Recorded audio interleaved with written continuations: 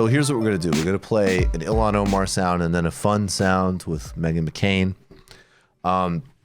Next week, we're going to get to more news on Kashmir and India, and also some really interesting reporting from Mehdi Hassan on how Facebook and the sort of global war against Muslims, which you're witnessing in Burma, in China, in India. But let's start with Ilhan Omar. She's campaigning for Bernie Sanders in Nashua, New Hampshire.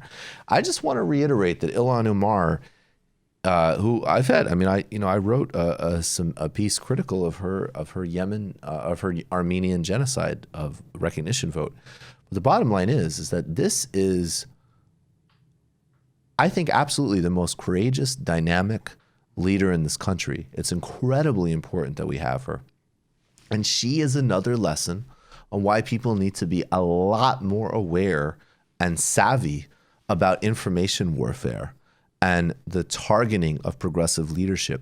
She has been viciously incited against in every way, shape, and form by the right in the United States, by interests in Middle East, by interests in Israel, and portrayed by most members of her own party. And yet, she keeps going, putting forward an incredible vision with courage on foreign policy, with an absolutely clear conviction on Medicare for all, on housing, on school meals, an agenda that would do so much for so many.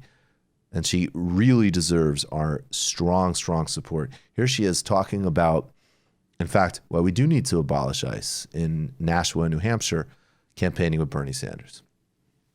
If you believe that we can no longer pretend to stand for human rights around the world while we are constantly violating human rights at our border is radical, then we should all be proud to be radicals. That's it. That's it. That's clarity. She's 1,000% right. We need to absolutely keep having her back. You just watched a Michael Brooks show video. Subscribe to get them all. Why wouldn't you? Don't be foolish. Click subscribe below and become a patron as well. Patreon.com/TMBS. Thanks, everybody.